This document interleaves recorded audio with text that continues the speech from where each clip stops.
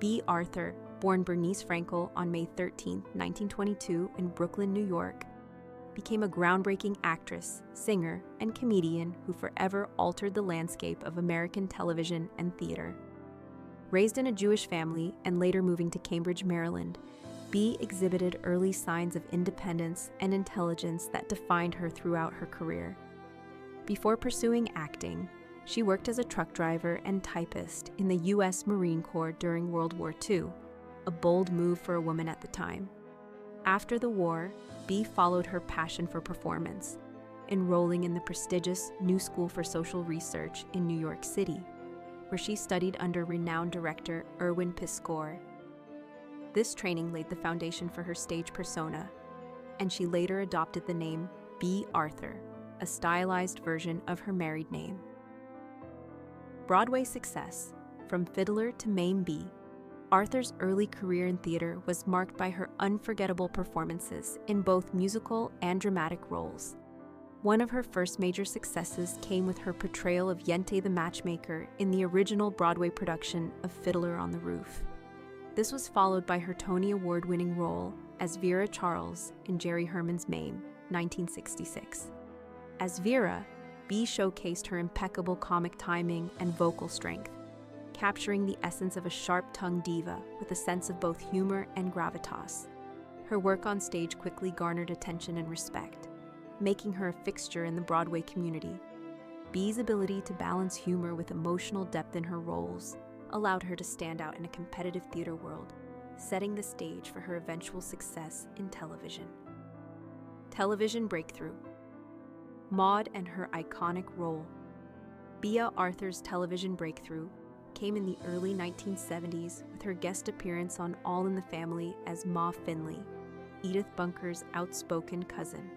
The character's popularity quickly led to a spin-off series titled Maude, 1972 to 1978. As Maude Findlay, Bea played a progressive, middle-aged woman navigating marriage, motherhood, and politics in suburban New York. The series was revolutionary for its time, tackling bold, controversial issues like women's rights, abortion, mental health, and race relations.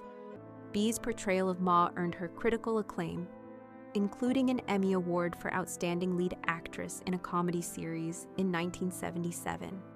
Her role as Ma became an icon of empowered womanhood during the second wave of feminism, making Bea a beloved figure among fans who admired her no-nonsense, sharp-witted character.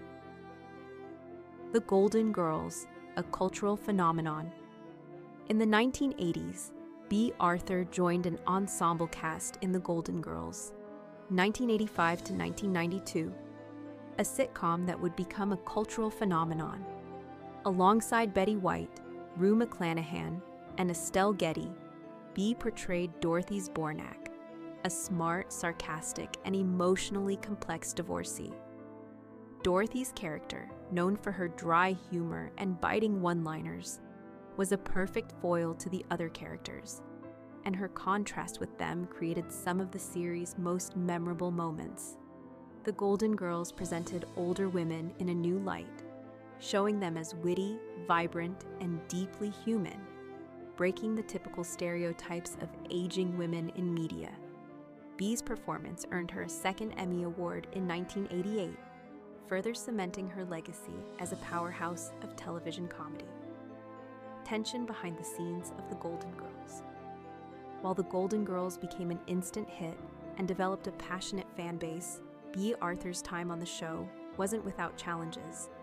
Bea, known for her dry humor and theatrical background, occasionally expressed frustration with the repetitive nature of a long-running sitcom. Although she enjoyed the quality of the writing and the chance to portray Dorothy Zbornak, the demands of a half-hour format sometimes left her feeling creatively constrained. Behind the scenes, tensions arose between Bea and her co-star, Betty White, who played the bubbly Rose Nyland. Their on-screen chemistry was undeniable, but their off-screen relationship was reportedly more complicated. Bea's more theatrical approach to comedy often clashed with Betty's cheerful, audience-pleasing persona, which created an emotional toll for Bea at times. Bea Arthur's desire to return to the stage. As the Golden Girls entered its later seasons, Bea Arthur began expressing a strong desire to return to the stage. She missed the live audience and the creative challenges of theater, which she had embraced earlier in her career. By this point, Bea was already exploring opportunities for solo performances and one-woman shows.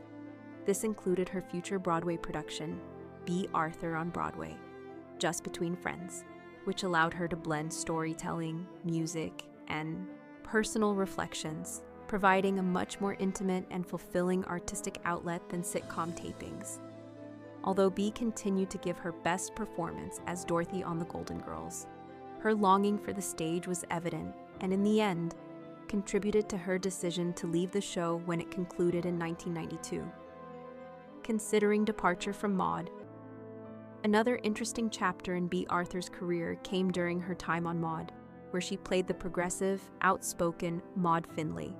The show tackled controversial issues such as women's rights, mental health, and race relations, with Bea at the forefront. However, tensions arose when Esther Roll, who played Florida Evans, became a fan favorite. Roll's role expanded, leading to the spin-off series Good Times, which focused on Florida's family. While Bea respected Roll's talent, she was reportedly frustrated by the decision to spin off her co-star, as their dynamic was a key component of Maude's charm. Bea felt that the creative direction of Maude was being compromised, and for a time, considered leaving the series altogether. Despite her frustrations, Bea chose to stay, continuing her commitment to the show until its end. Bea Arthur's enduring legacy. Bea Arthur passed away from lung cancer on April 25, 2009, at the age of 86. Her death marked the end of an illustrious career that spanned over 6 decades, during which she became a pioneering figure in both television and theater. Bea was known not only for her impeccable comedic timing and sharp wit, but also for her fierce independence and advocacy for LGBTQ+ rights. Following her passing, Broadway honored her legacy by dimming the lights of the theater district in her memory, a tradition reserved for those whose contributions to the performing arts have left an indelible mark. Later that year, friends, fans, and co-stars gathered at the Majestic Theater for a public memorial to celebrate Bea's life and career, remembering her not only for her talent, but also for her role in challenging societal norms and inspiring future generations of performers.